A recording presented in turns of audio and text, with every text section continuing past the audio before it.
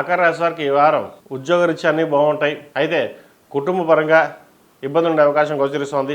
ద్వితీయంలో రాహు అంత బలంగా లేరు. విద్యా సంబంధించిన విషయ వ్యవహారాలు, డబ్బుకు సంబంధించిన విషయ వ్యవహారాలు కాస్త ఇబ్బంది పెడుతుంది. చేతిదాకా వచ్చిన ధనం చేజారిపోవడం, ఉద్యోగం చేతిదాకా వచ్చి చేజారిపోవడం, ఎంత కష్టపడ్డా ఫలితం ఉండకపోవడం అనేది జరుగుతుంది. వ్యాపారం అంతంత మాత్రంగా ఉంటుంది. ఉన్న వ్యాపారాన్ని ఏం చేయాలి లేదా ఉద్యోగం చేసుకోవాలా అన్న భావన కూడా ఉంటుంది. ప్రస్తుతం పరిస్థితుల్లో ఉన్న వ్యాపారం కంటిన్యూ చేసుకోవడం, కొంతకాలం ఆగి ఉండడం చెప్పదగింది. ఉద్యోగ ప్రయత్నాలు చేసే వారికి కాస్త ఇబ్బందికరమైన వాతావరణం ఉంటుంది.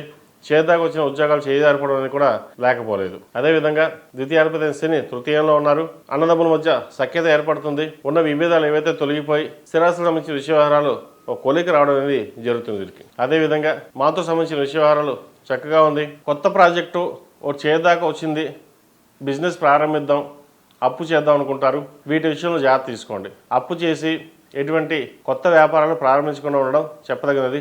భాగస్వామ్య వ్యాపారాలు అంతగా కలిసి రావు వీరికి. సొంతంగా చేసుకునే ఏదైనా వ్యాపారం కొంతకాలం ఆగి ఉండడం చెప్పదగిన సూచన. ఆరోగ్యరీత్యా కొన్ని జాగ్రత్తలు తీసుకోవాలి. షష్టమాధిపతి భాగ్యాధిపతి అయిన బుధుడు ఏకాదశంలో ఉన్నారు. రవి కుజ శుక్రుల్లో కలిసి ఉన్నారు. ఆరోగ్యరీత్యా స్టమక్ సంబంధించి అసిడిటీ, స్కిన్కి సంబంధించి బీపీ సంబంధించిన షుగర్ సంబంధించిన విషయవహారాల్లో కొన్ని జాగ్రత్త వహించడం చెప్పదగిన సూచన. దూరప్రాంత ప్రయాణాలు అంత అనుకూలంగా లేవు. ఏమైనా ప్రయాణాలు చేసేటప్పుడు అవసరమైతే తప్ప ప్రయాణాలు చేయకుండా ఉండడం మంచిది. ఉద్యోగంలో కూడా కొన్ని మార్పులు చోటు చేసుకునే అవకాశం గోచరిస్తోంది. ఫైనాన్స్ పరంగా కాస్త ఇబ్బందులు కూడా ఉండే అవకాశం లేకపోలేదు.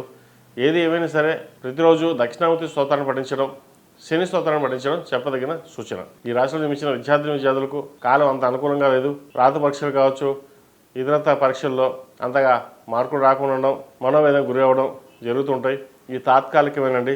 చక్కగా మెదడుకు పదును పెట్టి చదువు మీద ధ్యాస పెట్టినట్లయితే మంచి ఫలితాలు సంప్రాప్తిస్తాయి. ఎక్కువగా డీప్ థింకింగ్ చేసి ఆలోచనలు చేసుకోవడం వల్ల ఈ చదువు మీద అశ్రద్ధ అనేది ఏర్పడడం జరుగుతుంది. ప్రతి ఒక్కటి భూతద్దంలో పెట్టి చూడకుండా మీ చదువు మీద దృష్టి సాధించండి. అవే మంచి ఫలితాలు వస్తాయి.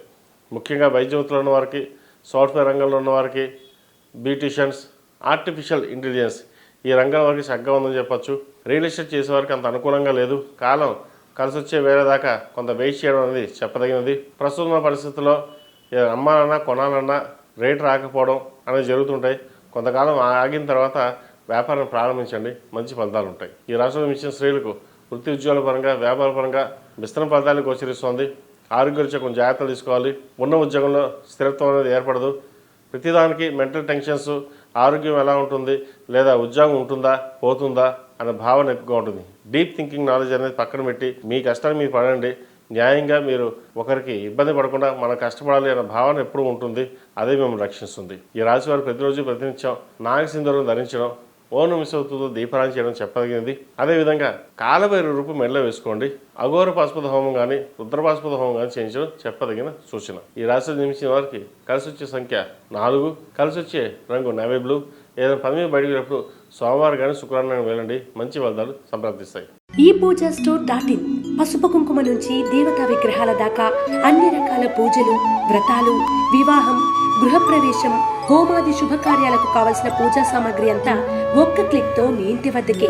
నేడే ఆర్డర్ చేయండి మీ ఈ పూజా స్టోర్.in లో. One stop for all puja needs.